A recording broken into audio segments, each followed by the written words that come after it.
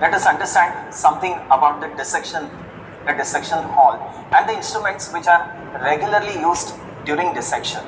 एक बार एक instruments की list देख लेते हैं, so it will be very easy for you to understand how to dissect what instruments are required.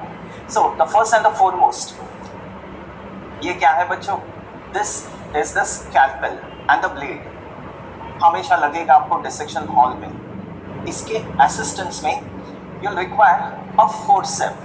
अब देखिए forceps दो टाइप्स के होते हैं. This इसको दांत होता है. This is a tooth forceps, and this is without a tooth. So tooth and this is a plain forceps. तो इससे क्या होता है ना, इससे पकड़ बहुत अच्छी होती है. You can hold the structures very tightly. ठीक है? So tooth forceps and plain forceps. The next thing which is required here are the scissors. So that's a scissor for you. You have to cut the connective tissue. Connective tissue कभी cut करना पड़ता है, fascia cut करना पड़ता है, तो scissor is required during the dissection. And finally, this is known as a clamp. हाँ, अगर आपको पकड़ के रखना है किसी structure को, so you need to have a clamp. And finally, बच्चों, what is very important are the gloves. तो आपके जो size है hand, you can always see this. The size of the gloves is written here. जो gloves आपको fit होंगे, वो gloves आप use कर सकते हो. So this is the list of the instruments which is always required to be with you in the dissection hall. ठीक है बच्चों? Thank you. Let us understand something about the dissection hall and the instruments which are regularly used during dissection.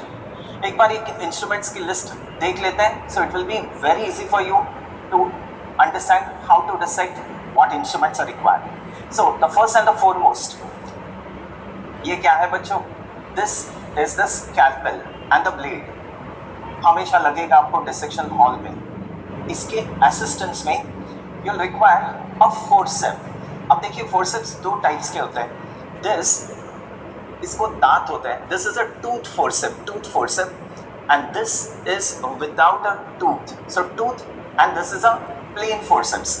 तो इससे क्या होता है ना, इससे पकड़ बहुत अच्छी होती है. You can hold the structures very tightly.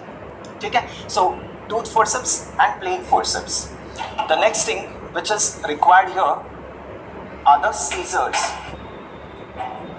So that's a scissor for you. You have to cut the connective tissue. Connective tissue कभी कट करना पड़ता है, fascia कट करना पड़ता है, तो scissor is required during the dissection. And finally, this is known as a clamp. हाँ, अगर आपको पकड़ के रखना है किसी structure को, so you need to have a clamp. And finally, बच्चों, what is very important